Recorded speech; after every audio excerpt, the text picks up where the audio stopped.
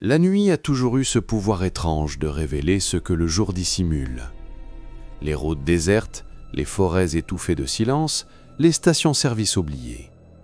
Tout cela, baigné dans l'obscurité, semble soudain se charger d'une présence invisible, d'un poids qui pèse sur les épaules et trouble l'esprit. C'est dans ce décor que commence l'histoire de Jake, un homme ordinaire aux prises avec ses démons, entraîné malgré lui dans un voyage qui bascule peu à peu dans l'horreur. Une route isolée, un péage abandonné, un collecteur spectral. Ce qui devait n'être qu'un trajet banal se transforme en une descente aux enfers où chaque choix se paie et où la dette ne se règle jamais avec de simples pièces de monnaie.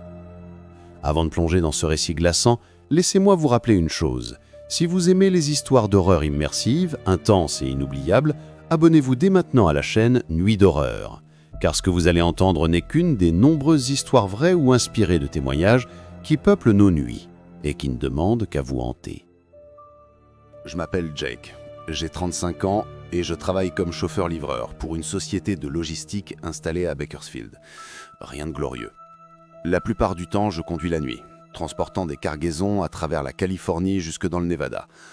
On pourrait croire que c'est un métier tranquille, mais les heures passées sur l'asphalte, seul, au milieu du noir infini, finissent par peser. La solitude ronge, elle s'infiltre comme une brume, et à force de rouler, on a l'impression que ce n'est plus nous qui traversons la route, mais que c'est la route qui nous dévore. Pourtant, je n'ai pas toujours conduit des camions dans le silence oppressant des nuits désertes. Avant, j'étais ouvrier dans le bâtiment, mais un accident stupide, un genou éclaté sur un chantier, m'a forcé à tout arrêter. J'ai tenté de me reconstruire, mais la douleur m'a poussé à chercher d'autres moyens d'oublier. C'est ainsi que j'ai sombré dans le jeu.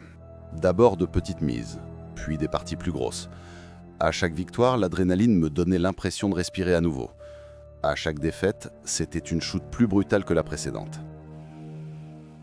10 000 $. Voilà où j'en étais. 10 000 $ de dette accrochée à ma gorge comme une corde prête à sorcerer.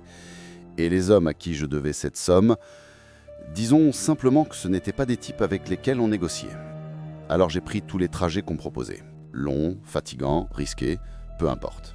Tant que l'argent rentrait vite, j'étais prêt à foncer. C'est ainsi que je me suis retrouvé cette nuit-là, chargé de pièces mécaniques destinées à un entrepôt de Carson City. Mon itinéraire devait passer par une route dont je n'avais jamais entendu parler. Route 86. Une ligne à peine tracée sur une vieille carte papier que je gardais dans ma boîte à gants au cas où le GPS me lâcherait. Une route isolée, traversant une forêt oubliée, comme une cicatrice dans le paysage. Sur le papier, tout paraissait simple. Un détour qui me permettrait de gagner du temps. Mais en traçant cette ligne du doigt, j'ai senti quelque chose me troubler. La forme de cette route, recroquevillée, tordue, s'incurvait comme un crochet. Comme si elle cherchait à attraper quelque chose. Je me suis persuadé que ce n'était rien, juste une impression. Après tout, une route reste une route. Un ruban d'asphalte, quelques panneaux, des arbres alignés. Rien de plus. Je suis parti au crépuscule. Le soleil s'éteignait lentement derrière les collines, laissant place à un ciel lourd de nuages où les étoiles tardaient à apparaître.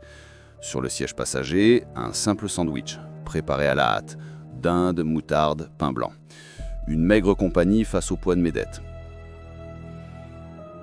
Plus les kilomètres défilaient, plus la civilisation se dissolvait derrière moi. Les stations-service, éclairées comme des phares dans l'obscurité, devinrent rares. Les villes disparurent. Et il ne resta bientôt plus que la route et moi. Chaque mètre supplémentaire me donnait la sensation de couper un peu plus le fil qui me reliait au monde. À 22h30, je me suis arrêté dans une station qui semblait arrachée d'un autre siècle. Une enseigne rouillée où on pouvait lire, à moitié effacée, les lettres blanches du mot « service ». Un lampadaire unique, clignotant comme une bougie à bout de souffle, éclairait à peine la pompe envahie d'herbes folles. L'endroit paraissait abandonné, figé dans une décrépitude glaciale. Pourtant, quand j'ai poussé la porte grissante, l'intérieur respirait encore. Une allée unique de chips poussiéreux, un réfrigérateur bourdonnant et un comptoir qui n'avait probablement pas vu une serpillière depuis les années 80. Derrière, un vieil homme, affaissé, la peau burinée comme du cuir oublié au soleil, sur sa tête, une casquette de troqueur dont la couleur d'origine était impossible à deviner. Il leva les yeux de son petit poste télé blanc et noir et me scruta longuement. comme si ma simple présence le dérangeait. « Vous allez où ?» me demanda-t-il d'une voix rauque. « Carson City par la route 86 ?» Il laissa échapper un petit rire. « Pas après minuit, j'espère ?» Je laissai échapper un petit rire. « Quoi, il y a un couvre-feu ?» Il ne rit pas. « Cette route n'est pas faite pour être empruntée après la tombée de la nuit. Quand vous atteindrez le virage de la carrière, vous comprendrez. » Je me suis servi d'une tasse de café tiède posée sur le comptoir. « Laissez-moi deviner. Des histoires de fantômes ?» Il sortit un vieil atlas de sous le comptoir, l'ouvrit d'un geste sec et posa son doigt noué sur une fine ligne grise. « Ici, route 86. Elle était payante dans les années 50. Un certain Granger la contrôlait. Il prenait de l'argent à tout le monde, même aux ambulances. Une nuit, quelqu'un a mis le feu à sa cabine avec lui à l'intérieur. Depuis... » Je levai les yeux au ciel. Laissez-moi deviner encore une fois. Il est revenu. Son regard resta fixe. On dit qu'il continue à collecter, mais il ne demande plus de pièces. Le ton de sa voix me fit frissonner. Pas un sourire, pas une ironie, juste une déclaration froide, comme on annoncerait la météo. Je payai mon café. Nerveux. Merci du conseil. Alors que je franchissais la porte, il lança d'une voix presque étouffée. « Minuit approche. Si vous croisez ce poste de péage, faites demi-tour. » Dehors, la nuit s'était épaissie, lourde comme une couverture. Mon tableau de bord indiquait 22h12. J'avais encore le temps. Du moins, c'est ce que je croyais.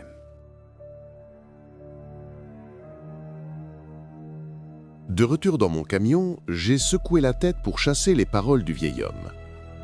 Des histoires locales, des légendes pour effrayer les voyageurs fatigués.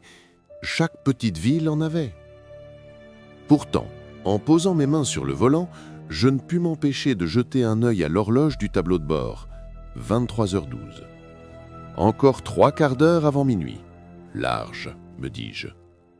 La route reprit son chant monotone. Le ronflement des pneus sur l'asphalte me servait de berceuse nerveuse, une cadence régulière qui couvrait le vide autour de moi. Mais plus les kilomètres défilaient, plus le silence semblait peser. Comme si l'air lui-même retenait son souffle. Même le moteur paraissait étouffé, trop calme pour être rassurant. Loin derrière, les dernières lumières s'étaient éteintes. Plus de stations, plus de maisons, plus de lampadaires. Rien que les silhouettes décharnées des arbres bordant la route, leurs branches se courbant vers moi comme des bras déformés. Le ciel, quant à lui, semblait s'abaisser, saturé d'étoiles froides qui me fixaient d'un éclat cruel. J'essayais d'allumer la radio. Seulement un grésillement continu, comme si une main invisible brouillait volontairement les ondes. Je changeais de fréquence, mais le résultat fut le même, du bruit blanc, hypnotique, presque suffocant. Je finis par l'éteindre. La solitude, même totale, me paraissait moins lourde que ce vacarme artificiel. Quelques minutes plus tard, mon GPS clignota. L'écran afficha un message étrange, recalcul de l'itinéraire. Un nouveau tracé apparut, me guidant vers une bifurcation non répertoriée sur ma carte papier. Le panneau indiquait « Old Quarry Pass ». Je sortis la vieille carte froissée du gant de bord. Rien. Cet embranchement n'y figurait pas. Un froid discret remonta ma nuque. J'aurais dû m'arrêter là, mais la logique prit le dessus. Si le GPS l'indique, c'est que la route existe. L'aiguille du compteur marquait 23h40. Je n'avais plus le luxe de tergiverser. Je tournai le volant et m'engageai sur ce chemin. Dès les premiers mètres, je compris mon erreur. Les arbres se resserrèrent brutalement, formant un couloir étroit. Mes phares n'éclairaient qu'un mince tunnel, et la route devant moi brillait d'un noir trop pur, comme si l'asphalte venait d'être coulé le matin même. Pas de fissures, pas de marque d'usure, un ruban impeccable, étouffant. J'ai eu un frisson. Tout semblait artificiel, trop parfait, et surtout, trop silencieux. Aucune chouette, aucun insecte, aucun bruissement dans les buissons, rien, comme si le monde s'était mis en pause. Puis je le vis. Un peu plus loin, au milieu de la chaussée, se dressait une silhouette absurde, un poste de péage. Une petite cabane de bois vieilli, avec une vitre jaunâtre, Un panneau défraîchi où l'on pouvait lire en lettres écaillées « Stop, pay toll ». Je ralentis instinctivement, les mains crispées sur le volant. Et à l'intérieur, quelqu'un m'attendait. Une forme humaine figée, face à moi. Trop immobile, trop droite. Mon cœur battait à tout rompre. Peut-être une mise en scène pour touristes, un mannequin oublié. Pourtant, l'aura que dégageait cette silhouette n'avait rien de décoratif. L'air s'alourdit dans la cabine du camion. Ma respiration résonnait que dans une bulle. La barrière du péage, jusque-là relevée, s'abaissa lentement dans un grincement de bois, comme si elle m'interdisait toute fuite. J'ai haussé la voix, ma gorge serrée. « Hé, combien? C'est quoi le tarif ?» Aucune réponse. La silhouette restait debout, tête légèrement penchée, comme attentive à un son que je ne pouvais pas entendre. Mon instinct me criait de ne surtout pas sortir du véhicule, mais mon regard fut attiré par un détail. Un tiroir métallique se glissa hors de la cabine du péage, grinçant comme un vieux mécanisme bancaire, vide, attendant. Une sueur froide coula dans mon dos. Le vieil homme à la station avait dit vrai. Je pris une inspiration tremblante, mes yeux rivés sur ce tiroir tendu vers moi comme une main ouverte. Le vent se leva soudain, ou du moins, ce qui ressemblait à du vent. Les arbres autour frémirent, sans qu'une brise ne caresse mon visage, comme si quelque chose d'invisible passait entre les branches. Tout mon être hurlait « Pars !» Alors, dans un élan désespéré, j'enfonçai la pédale. Le camion bondit en avant, heurta la barrière qui céda dans un craquot sec avant de s'envoler dans les branches. Je roulai droit, les yeux fixés sur la route, refusant de regarder derrière moi. Pendant une seconde interminable, je crus entendre un titement, le bruit clair et métallique d'une cloche de péage.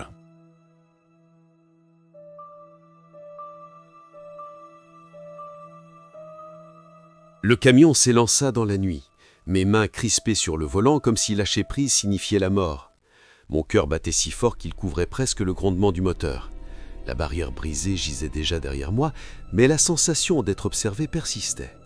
Dans mon rétroviseur, la cabine du péage rétrécissait, immobile, mais encore bien trop réelle. Je soufflais de soulagement quand, au bout d'un mile, la route sembla reprendre son cours normal. Pas de poursuivants, pas de lumières étranges, juste l'asphalte qui se déroulait, encore et encore. Je lâchai un rire nerveux, forcé. « Bravo, Jake! Tu viens de flipper à cause d'une attraction d'Halloween. » Mais mon soulagement fut de courte durée. Le GPS sur le tableau de bord clignota de nouveau. L'écran indiquait un temps d'arrivée figé à 0h10. Les secondes ne défilaient plus, comme si le temps lui-même s'était arrêté à minuit. J'essayais de rallumer la radio. Rien. Je tapais sur le cadran, j'éteignis, je rallumais, sans succès. Juste un grésillement sec, comme une respiration étranglée. Puis le moteur toussa, pas longtemps, à peine une secousse, mais suffisante pour me glacer le sang. « Non, non, non! Pas maintenant, pas ici !» Je fixai le compteur d'essence, il était plein. Tout allait bien. Alors pourquoi cette impression que le camion lui-même voulait me trahir? Puis, l'impossible arriva. Les phares éclairaient soudain un panneau en bord de route. « Thank you for visiting the Ridge ». Des lettres blanches peintes à la main sur fond bleu délavé. Je fronçai les sourcils, je venais de passer ce panneau. Impossible de le revoir aussi vite. J'accélérai. Les arbres défilaient, identiques, virage à gauche, virage à droite. Et de nouveau, le même panneau. Cette fois, les lettres semblaient tordues, comme si elles avaient fondu à moitié. Un frisson glacé me parcourut. J'étais piégé. La route me ramenait en arrière, m'enfermait dans une boucle. Je commençais à scruter les côtés de la chaussée. Dans l'ombre, les branches des arbres ressemblaient à des doigts crochus. Leurs silhouettes changeaient subtilement à chaque passage. Et cette impression, oui, cette certitude que quelque chose marchait parallèlement à moi, caché dans la forêt, gardant le rythme du camion. J'appuyais plus fort sur l'accélérateur. Le moteur rugit, mais la route restait la même. Toujours les mêmes virages, les mêmes troncs, le même panneau déformé. Puis, je le vis. Dans le lointain, dans la lueur de mes phares, la cabine de péage. De nouveau, exactement à la même place que plus tôt. Mes mains devinrent moites sur le volant. Cette fois, la lumière à l'intérieur brillait plus fort, un éclat jaunâtre presque aveuglant. La silhouette, elle, paraissait plus nette, plus présente. Son uniforme semblait intact, mais son corps, lui, laissait transparaître quelque chose de brûlé, de corrodé. Et le tiroir métallique était déjà tendu vers moi. Je freinai brusquement, les pneus hurlant sur l'asphalte. Le camion s'immobilisa à quelques mètres de la barrière abaissée. Mon souffle se coinça dans la gorge. Il ne bougeait pas, mais je savais qu'il attendait, qu'il voulait quelque chose. Le silence devint assourdissant. Puis, lentement, presque imperceptible, un tintement résonna. Clair, sec, implacable. La cloche du péage. Je compris alors que je ne faisais plus route vers Carson City. Non, j'étais prisonnier de sa route. Et tant que je ne payais pas, je n'en sortirais jamais.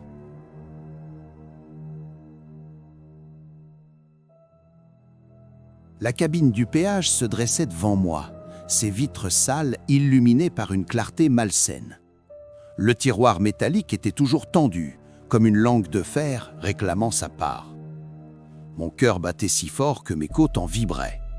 Je fouillais dans la boîte à gants, mes doigts tremblants brassant papier froissé, briquets, pièces de monnaie oubliées. Finalement, je jetai une poignée de quarters et de jetons dans le tiroir, tentant un rire forcé. « Voilà ta monnaie, vieux fantôme. Garde la monnaie. » Le tiroir claqua sec, et pendant un instant, j'eus l'espoir fou que ça suffirait. Mais immédiatement, le métal se mit à vibrer. Lentement d'abord, puis avec violence, comme si les pièces se heurtaient les unes aux autres dans une convulsion infernale. Un son strident semblable à un crissement d'ongles sur un tableau noir s'éleva, couvrant même le grondement de mon moteur. Je plaquai mes mains contre mes oreilles, mais cela n'arrêta pas le bruit. La buée envahit brutalement mon pare-brise. Des lettres s'y tressèrent, rapides, incisives, comme gravées par une main invisible. « No cheating ». Mes entrailles se nouèrent, les phares s'éteignirent, le moteur s'étrangla, puis mourut. L'habitacle plongea dans le froid et le silence. Je haletais, ma respiration formant des nuages blancs dans l'air glacé. Des cristaux de givre se dessinaient déjà à l'intérieur des vitres, comme des veines noires. Non, non, non, non. J'essayais de rallumer le moteur, en vain. Le tableau de bord s'alluma tout seul, clignotant d'une lumière jaune cadavérique. Un seul mot clignotait sur l'écran. « Paye ». Je sentis une odeur atroce emplir la cabine, celle de cheveux brûlés, mêlée à la chair calcinée. Mon estomac se retourna. Puis, dans un claquement sec, le tiroir métallique réapparut. Dedans, quelque chose qui n'y avait rien à faire. Je restai figé. C'était mon alliance, celle que mon ex-femme m'avait rendue après le divorce. Rangée depuis des années au fond d'un tiroir, loin d'ici, et pourtant, elle reposait là, froide, implacable, offerte comme une rançon. Le tallman, car je savais désormais qu'il avait un nom, une identité, inclinait légèrement la tête de côté, comme s'il écoutait ma décision. Ses traits restaient dans l'ombre, mais j'aperçus la texture brûlée de sa peau, comme si le feu l'avait marqué à jamais. Je pris l'anneau entre mes doigts. Il était glacé, plus lourd que dans mes souvenirs. En le tenant, les souvenirs me frappèrent avec violence, les disputes, les silences, sa phrase répétée comme un écho. « Tu choisis toujours la voie facile, Jack. » J'étais de nouveau ce lâche qui esquivait les vraies décisions. Mais ici, pas de fuite possible. Le péage voulait un prix qui comptait, et cette bague, même oubliée, restait une part de moi. La gorge serrée, je posai l'alliance dans le tiroir. Un bruit métallique sourd accompagna son retrait et le tiroir disparut dans l'ombre du poste. La lumière au-dessus de la cabine s'intensifia, puis s'éteignit brutalement. Le silence revint, lourd, étouffant. Le tableau de bord clignota de nouveau. Un nouveau mot apparut, plus cruel encore. « Almost ». Mon sang se glaça. Le péage n'était pas rassasié. Alors, lentement, la barrière se leva dans un grincement funèbre. Pas comme un signe de victoire, mais comme une porte qui s'ouvre vers quelque chose de pire. Je démarrai. Cette fois, sans que le moteur me résiste, mais mes mains tremblaient. J'avais payé, mais pas assez. Et je compris au plus profond de moi que tant que je roulerais sur cette route, le tallman serait toujours là, patient, affamé, prêt à réclamer plus.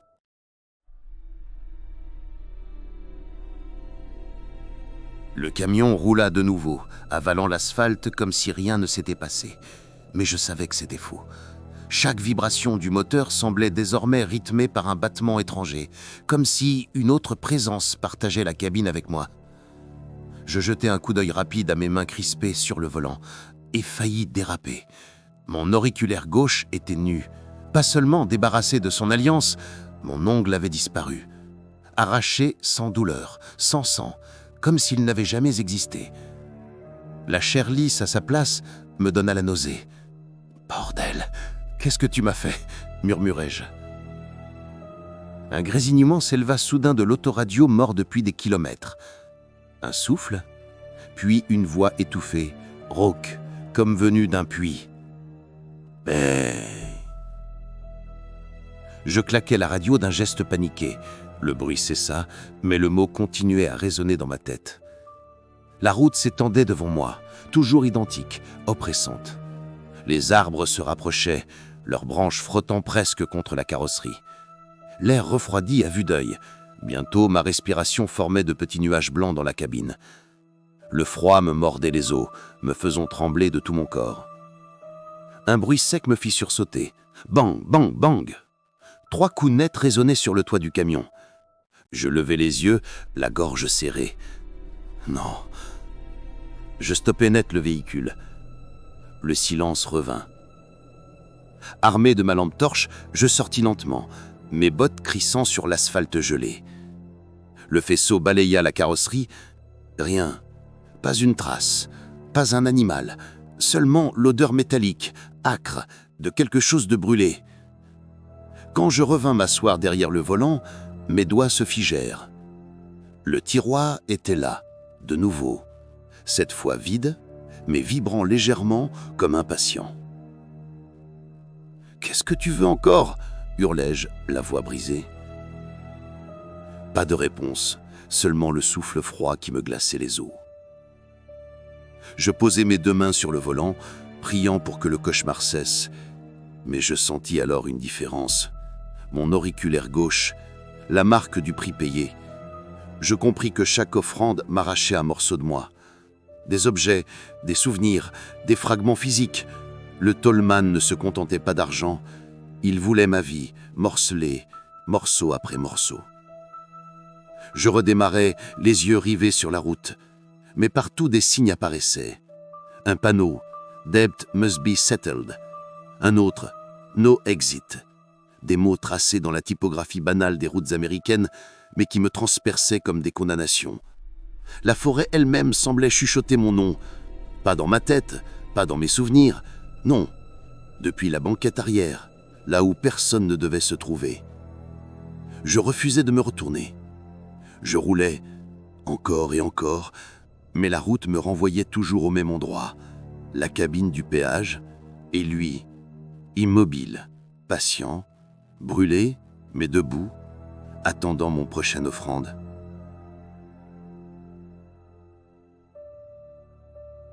Je ne sais pas combien de temps j'ai roulé. Les minutes semblaient se dissoudre, avalées par un temps circulaire où chaque mile ressemblait au précédent. Mais soudain, au loin, une lumière différente apparut. Pas le halo blafard du péage, non. Une ampoule jaunâtre, vacillante, accrochée au-dessus d'une porte. J'écrasai les freins et le camion s'immobilisa dans un crissement désespéré. Devant moi se dressait une cabane en bois, petite, solitaire, posée au bord de la route comme si elle m'attendait. La cheminée était éteinte, les vitres poussiéreuses. Pourtant, la porte s'ouvrit quand je frappai, grinçant sur ses gonds. Une vieille femme se tenait là, mince, ridée, drapée dans un châle usé. Ses yeux sombres reflétaient une inquiétude muette. « Vous savez ce qu'il y a sur cette route ?» demandai-je, la voix tremblante. Elle hocha lentement la tête. « Vous n'avez pas payé, n'est-ce pas ?» Un frisson me parcourut. « Qui est-il? Qu'est-ce qu'il veut ?» Elle baissa les yeux vers ma main gauche, où manquait mon ongle. Ses lèvres se pincèrent, comme si elle connaissait déjà la réponse. « Il prend ce qui vous appartient, et si vous n'offrez pas, il choisit lui-même. » Je regardais autour de la cabane. Les murs étaient tapissés de poussière, le mobilier réduit à quelques reliques, une chaise à bascule érodée, une cheminée pleine de cendres froides, une photo posée sur la cheminée. Je m'approchai. La photo représentait un homme en uniforme de guichetier de péage, debout devant une petite cabine de bois. Son sourire était discret, son allure fière. Je sentis ma gorge se serrer. « C'est lui, n'est-ce pas ?» Elle hocha la tête, les yeux embués. « Mon mari. Il a servi au poste pendant 40 ans. Ce n'était pas un mauvais homme, mais il était trop fier. Une nuit d'hiver, il a refusé de laisser passer une ambulance sans paiement. L'enfant à l'intérieur est mort. Peu après, quelqu'un a mis le feu à la cabine avec lui dedans. » Je reculai, glacé. Et maintenant, il revient. Pour lui, son travail n'est pas terminé. Il continue de collecter, mais il ne veut plus d'argent. Ses mains tremblaient quand elle ouvrit un tiroir poussiéreux et en sortit un objet rond, métallique, terni par la rouille. Elle me le tendit. « Tenez. » Je le pris dans ma paume. C'était un jeton étrange, lourd malgré sa petite taille. Gravé dessus des mots « One Pass, No Return ». De l'autre côté, un symbole inquiétant, une route en spirale formant un œil au centre. Qu'est-ce que c'est ? Une échappatoire. Mais attention, sa voix se brisa. Si vous l'utilisez, il ne sera plus à vous. Je restais figé, le jeton brûlant presque contre ma peau. Ce n'était pas de la monnaie, c'était un marché, une dette en attente. Quand je relevai les yeux pour poser d'autres questions, la pièce était vide. La cabane n'était plus là. À sa place, les arbres refermaient leur cercle étouffant. Et devant moi, encore une fois, le péage. Plus brillant, plus implacable. Et lui, le tollman, debout, m'attendant.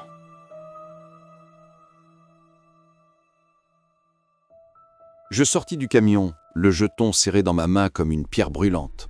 Devant moi, la cabine brillait d'un éclat surnaturel. Chaque planche de bois, chaque clou luisant comme s'ils avaient été forgés à même les flammes. Le tollman m'attendait. Debout, figé, son uniforme noirci collé à sa peau brûlée. Sa casquette, abaissée sur son visage, cachait la plupart de ses traits. Mais ce que j'apercevais me glaça le sang. Chair cloquée, croûte de cendre, éclat rouge encore luisant, comme si le feu ne l'avait jamais quitté. Le tiroir métallique glissa vers moi dans son cri de fer. Vide, patient, réclamant. Je baissai les yeux vers le jeton que la vieille femme m'avait confié. Les lettres gravées « One Pass, No Return » semblaient palpiter à la lumière du péage. Le symbole de la route spiralée s'était assombri, tordu, comme s'il s'animait au contact de ma peau. Était-ce vraiment une échappatoire ou un piège ? Je déglutis, la sueur froide coulant le long de ma nuque. L'envie de glisser ce jeton dans le tiroir me rongeait. Mais une autre pensée me traversa. Je pourrais encore tricher. Peut-être qu'un autre objet suffirait. Peut-être que je pouvais le berner comme j'avais toujours tenté de berner mes dettes, mes proches, ma vie entière. Je fouillai dans la boîte à gants. Mon portefeuille, mes clés, 2 vieilles pièces de station-service, un briquet ayant appartenu à mon père. Des choses sans valeur, des restes de moi. Je pris une poignée de pièces et les jetai dans le tiroir. Elles s'entrechoquaient en un temps, brillantes sous la lueur jaunâtre. Le tiroir resta immobile. Puis soudain, il se mit à trembler. Les pièces s'agitèrent comme des dents claquant dans une mâchoire invisible. Une onde glaciale se répandit dans l'air. La vitre du pare-brise se couvrit aussitôt de buée. Des lettres s'y tracèrent dans une écriture hâtive, presque griffée. « No cheating ». Mes jambes fléchirent. Le moteur s'éteignit dans un râle et les phares morurent. Le froid tomba comme une chape de glace. Le souffle me brûlait les poumons et des cristaux de givre se formaient déjà sur le tableau de bord.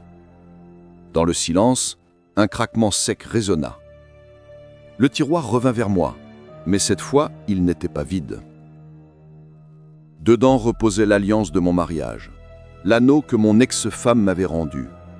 Je n'avais pas touché à cette bague depuis des années. Elle était restée dans un tiroir, enterrée comme mon passé. Et pourtant, elle était là, brillante, glacée. Le tallman pencha la tête sur le côté, comme s'il me jaugeait, comme s'il savait que ce choix-là n'était pas matériel mais viscéral. Mes doigts tremblaient en la saisissant. Le métal mordit à ma peau un froid surnaturel. Aussitôt, les souvenirs revinrent. Les disputes. Les promesses non tenues. Sa voix, un soir. « Tu prends toujours la route facile, Jack. Toujours. » La gorge serrée, je levai les yeux vers le tallman. Ses traits carbonisés demeuraient impassibles, mais son silence hurlait plus fort que n'importe quelle menace. Alors je déposai lentement la bague dans le tiroir. Un grincement sourd accompagna son retrait. La lumière de la cabine vacilla, puis s'intensifia jusqu'à me brûler les yeux. Je crus que la route allait enfin me libérer. Mais le tableau de bord s'alluma de nouveau, et un mot unique apparut en lettres jaunes, froides, implacables. Almost. Mes entrailles se nouèrent. J'avais payé, mais pas assez. La barrière se leva lentement, son bois craquant comme un cercueil qu'on entr'ouvre. La route s'ouvrait, mais je savais que chaque mètre avalé m'enchaînait plus profondément à lui. Je repris place derrière le volant, le souffle court. Mes mains tremblaient sur le cuir glacé du volant. J'avais offert une part de moi, et il n'était toujours pas rassasié.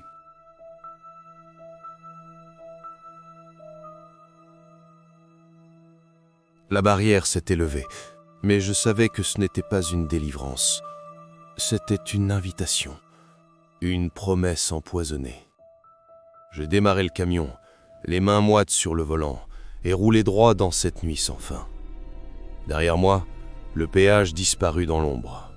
Mais devant, la route s'étirait encore, interminable, prisonnière de son propre cercle. Chaque virage, chaque arbre, chaque panneau semblait déjà vu. Mon tableau de bord clignotait toujours, inondant l'habitacle de cette lueur jaune maladive.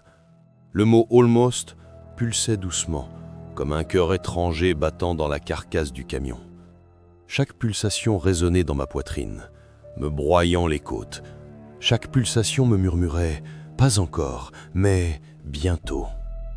Le froid devint insoutenable, mes doigts s'engourdirent sur le volant, ma respiration formait de longs nuages blanchâtres, puis un craquement au-dessus de moi. Bang! Bang! Bang! 3 coups, précis, rythmés, frappés sur le toit du camion. Je hurlai en braquant, faillis percuter un tronc. Je stoppai net, haletant, les yeux fous. Armé de ma lampe torche, je sortis en claquant la portière. Le faisceau balaya la route vide, le toit du camion, les arbres figés. Rien, pas une empreinte, pas un bruit. Seulement une odeur atroce, celle de métal chauffé à blanc, mêlée à une senteur de chair carbonisée. Je remontai précipitamment en cabine, mais mon sang se figea. Le tiroir métallique était là, de nouveau. Cette fois, il n'était pas vide. Il contenait un objet qui me fit vaciller, la montre de mon père. Je la connaissais trop bien. Cadran fêlé, bracelet de cuir usé, tic-tac irrégulier. Elle reposait depuis des années dans mon tiroir à la maison.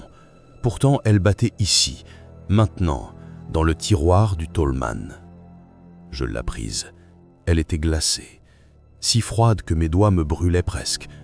Soudain, les aiguilles se mirent à tourner frénétiquement, dans un tourbillon insensé. Puis elles s'arrêtèrent net. La montre éclata en 1000 morceaux, tranchant comme du verre. La buée envahit de nouveau le pare-brise. Un message s'y grava, lentement, implacable. Toll, taken. Je lâchai un cri, frappant la vitre de mes poings.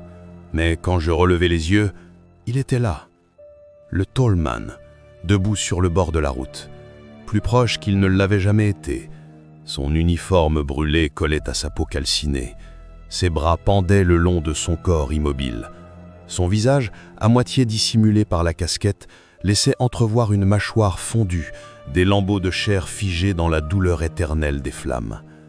Il ne bougeait pas, mais je sentais ses yeux invisibles peser sur moi. Je mis le moteur en marche dans un sursaut, roulé à toute vitesse, sans regarder en arrière.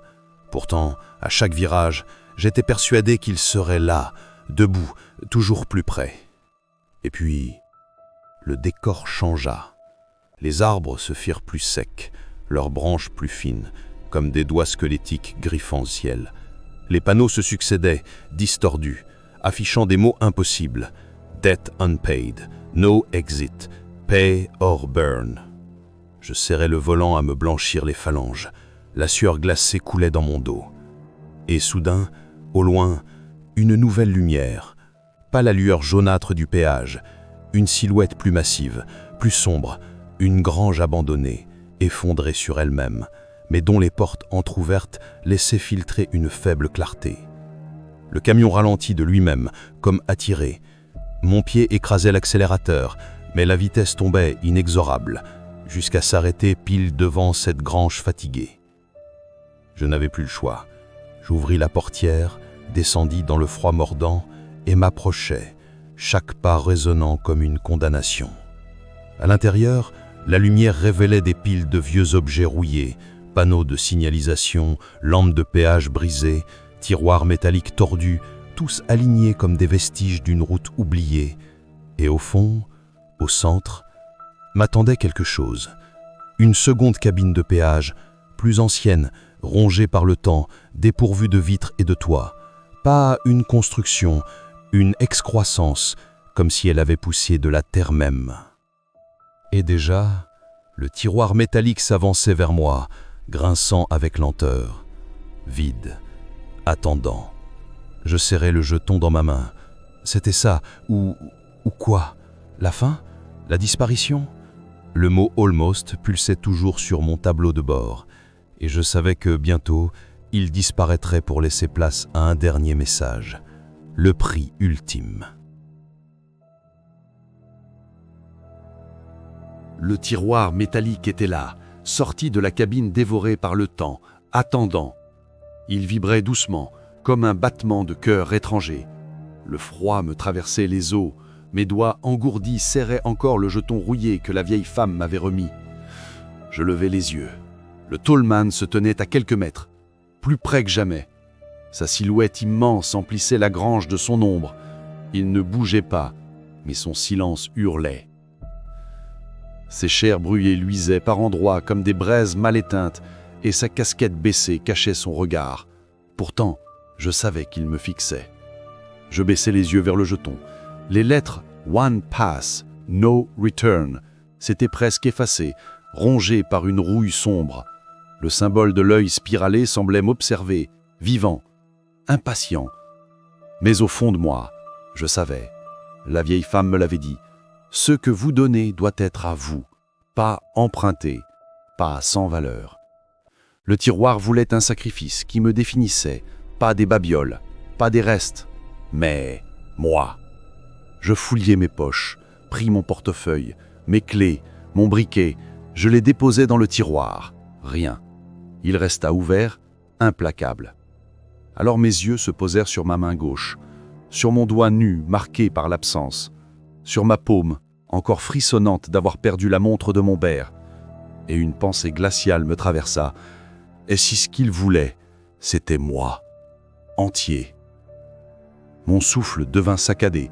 J'entendis alors un bruit, pas un grondement, pas le vent, un murmure, ma propre voix. Elle chuchotait dans mon oreille. « Paye !» Je relevai la tête brusquement. Le tallman avait levé une main noire et calcinée. Lentement, il pointait le tiroir. Son geste était calme, déterminé, comme un juge qui désigne le condamné. Mes doigts s'ouvrirent malgré moi. Le jeton glissa dans le tiroir avec un tintement sourd. Le métal vibra, s'enfonça lentement, avalé par une obscurité impossible. Le silence s'épaissit. Puis le tiroir revint, vide.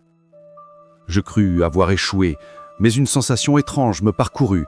Mon corps s'était allégé, pas physiquement, plus profondément, comme si une part de moi était été arrachée, une part invisible, un souvenir, un lien.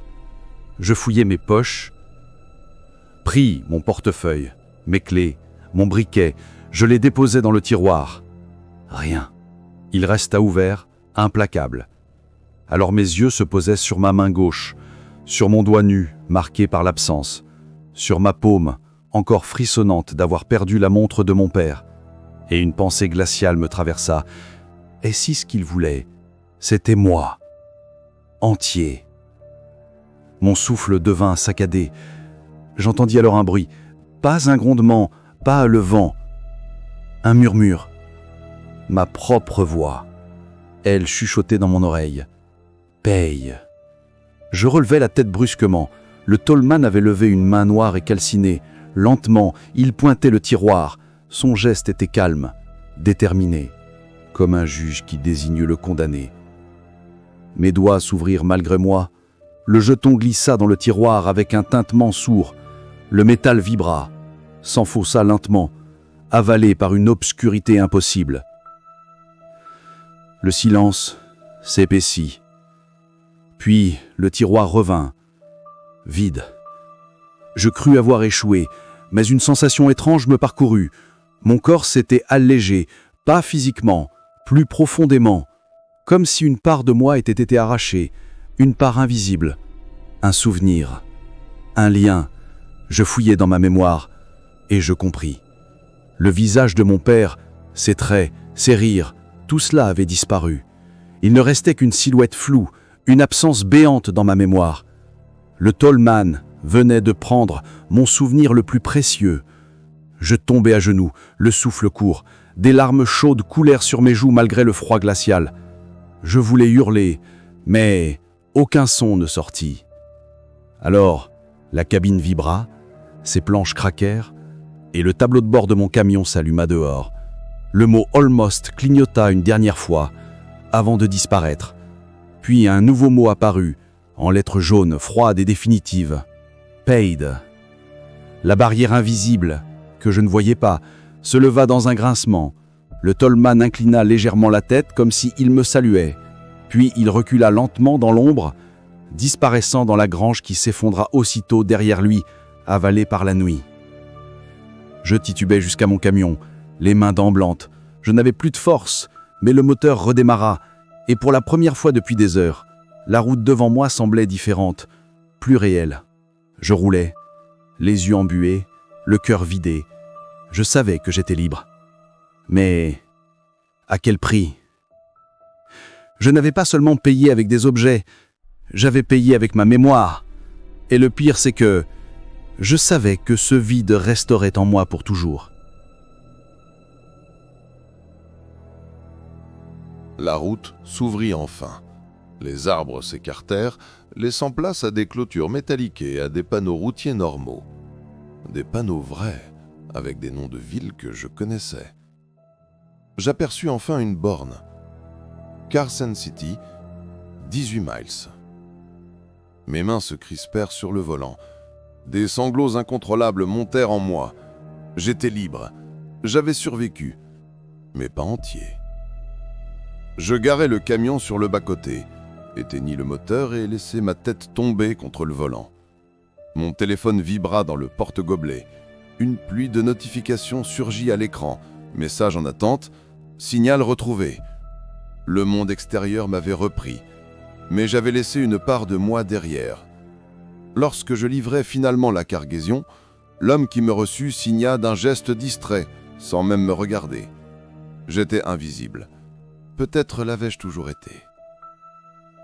Sur le chemin du retour, je repassai devant la station-service où j'avais rencontré le vieil homme.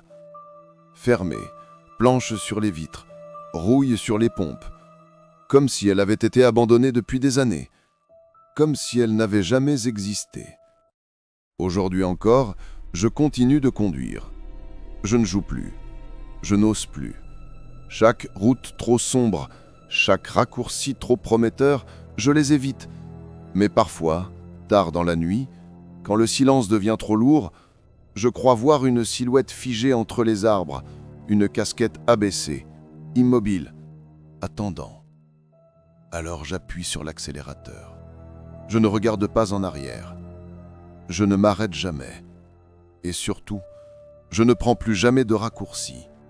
Certaines dettes ne se paient pas en argent. Elles exigent ce que nous avons de plus intime. Souvenirs, attaches, morceaux de nous-mêmes. Jake a cru qu'il pouvait tricher, comme toujours. Mais face au Tolman, il a découvert que la route réclame toujours son dû. Souvenez-vous, quand un chemin semble trop facile, il cache souvent un prix plus lourd que vous ne pouvez l'imaginer. Si cette histoire vous a glacé le sang, si vous aimez ces récits où l'horreur se glisse dans les failles de la réalité, alors abonnez-vous dès maintenant à la chaîne Nuit d'horreur. Chaque semaine, nous explorons d'autres routes interdites, d'autres légendes obscures, d'autres vérités qui ne demandent qu'à vous hanter. La nuit n'est jamais vide. Elle attend.